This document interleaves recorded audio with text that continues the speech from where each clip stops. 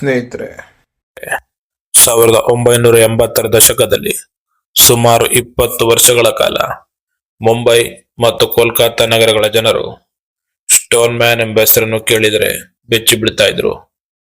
ಕಾರಣ, ಈ ಎರಡು ನಗರಗಳ ಜನರನ್ನು ಬೆಚ್ಚಿ ಬೀಳಿಸಿದ್ದ 26 ಕಾರ್ಮಿಕರ ಹತ್ಯೆ.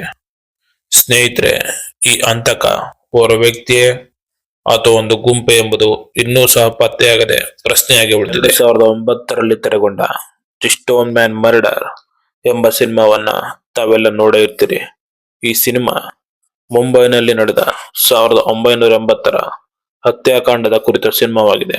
ದೇಶದ ಬೇರೆ ಬೇರೆ ಭಾಗಗಳ ಜನರು ಉದ್ಯೋಗಗಳನ್ನರಸಿ ದೇಶದ ದೊಡ್ಡ ದೊಡ್ಡ ನಗರಗಳಿಗೆ ವಲಸೆ ಹೋಗುತ್ತಿದ್ದರು. ಅದೇ ರೀತಿಯಲ್ಲಿ ದೇಶದ ವಾಣಿಜ್ಯ ನಗರಿ ಮುಂಬೈಗೂ ಸಹ ಉದ್ಯೋಗಗಳನ್ನರಸಿ ವಲಸೆ ಹೋಗುವವರ ಸಂಖ್ಯೆ ಹೆಚ್ಚಿನ ಪ್ರಮಾಣದಲ್ಲಿ ಇತ್ತು. ಹೀಗೆ ಹೋಗುತ್ತಿದ್ದವರ ಪೈಕಿ ಅತಿ ಹೆಚ್ಚು ಜನರು ಕೂಲಿ ಕಾರ್ಮಿಕರೇ ಆಗಿರುತ್ತಿದ್ರು. ವಲಸೆ ಹೋದಂತಹ ಕೂಲಿ ಕಾರ್ಮಿಕರು ರಸ್ತೆ ಬದಿಗಳಲ್ಲಿ, ಟೆಂಟ್ಗಳಲ್ಲಿ ಮತ್ತು ಚಂಡಮಾರುತದಿಂದ ಪಾರಾಗಲು ಸರ್ಕಾರ ನಿರ್ಮಿಸಿದ್ದ ನೆಲಮಾಳಿಗೆಗಳಲ್ಲಿ ವಾಸಿಸ್ತಾ ಇದ್ರು. ಬೆಳಗಿನ ಜಾವದ ಸಮಯದಲ್ಲಿ ಕೆಲಸಕ್ಕೆ ಹೋಗುತ್ತಿದ್ದ ಇವರು ರಾತ್ರಿಯ ಸಮಯದಲ್ಲಿ ನೆಲಮಾಳಿಗೆಗಳಲ್ಲಿ ವಿಶ್ರಾಂತಿ ತೆಗೆದುಕೊಳ್ತಾ ಇದ್ರು. ಸ್ನೇಹಿತರೆ, ಇದೇ ರೀತಿಯಲ್ಲಿ ಮುಂಬೈನ ಸಿಯಾಂಗ್ ಕಿಂಗ್ ಸರ್ಕಲ್ ಪ್ರದೇಶವು ಹೆಚ್ಚಾಗಿ ಕಾರ್ಮಿಕರು ವಾಸಿಸುತ್ತಿದ್ದ ಪ್ರದೇಶವಾಗಿತ್ತು. ಸಿಯಾಂಗ್ ಕಿಂಗ್ ಸರ್ಕಲ್ ಶಾಂತಿಯುತ ಪ್ರದೇಶವಾದ್ರಿಂದ ಹೆಚ್ಚಿನ ಪೊಲೀಸರ ಗಸ್ತು ಸಹ ಈ ಪ್ರದೇಶದಲ್ಲಿ ಇರಲಿಲ್ಲ. ಸಿಯಾಂಗ್ ಕಿಂಗ್ ಸರ್ಕಲ್ ನಲ್ಲಿ ಇದ್ದಂತಹ ನೆಲಮಾಳಿಗೆಗಳಲ್ಲಿ ಕಾರ್ಮಿಕರು ವಾಸಿಸುತ್ತಿದ್ರು. ಹೀಗೆ 1980ರ ರಾತ್ರಿ ಒಂದು ದಿನ ಸುಮಾರು ಮಧ್ಯರಾತ್ರಿ 12 ಗಂಟೆಯಿಂದ ಬೆಳಗಿನ ಜಾವದ ಸಮಯದಲ್ಲಿ ಮಲಗಿದ್ದಂತಹ ಕಾರ್ಮಿಕರ ಮೇಲೆ ಸ್ಟೋನ್ ಮ್ಯಾನ್ ಎಂಬ ಹಂತಕ ಕಲ್ಲನ್ನು ಎತ್ತು ಹಾಕಿ ಬರ್ಬರವಾಗಿ ಹತ್ಯೆ ಮಾಡ್ತಾನೆ. ಈ ಘಟನೆ ಮುಂಬೈ ಮತ್ತು ಇಡೀ ದೇಶವನ್ನು ಬೆಚ್ಚಿ ಬೀಳಿಸುತ್ತದೆ.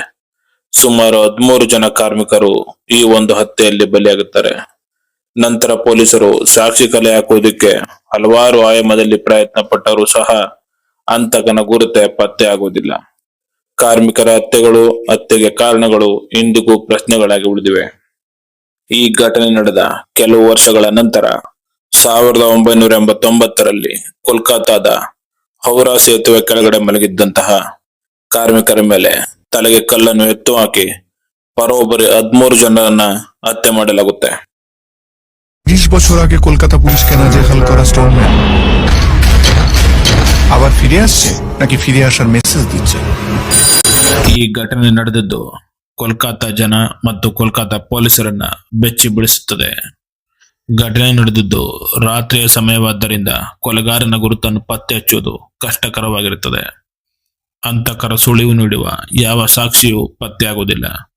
ಆದರೆ 1985ರಲ್ಲಿ ಮುಂಬೈನಲ್ಲಿ ನಡೆದಂತ ಹತ್ಯಾಕಾಂಡ ಮತ್ತು ಕೋಲ್ಕತ್ತಾದ ಈ ಹತ್ಯಾಕಾಂಡಕ್ಕೂ ಸಾಮ್ಯತೆ ಇರೋದು ಮೇಲ್ನೋಟಕ್ಕೆ ಕಂಡು ಬರುತ್ತದೆ.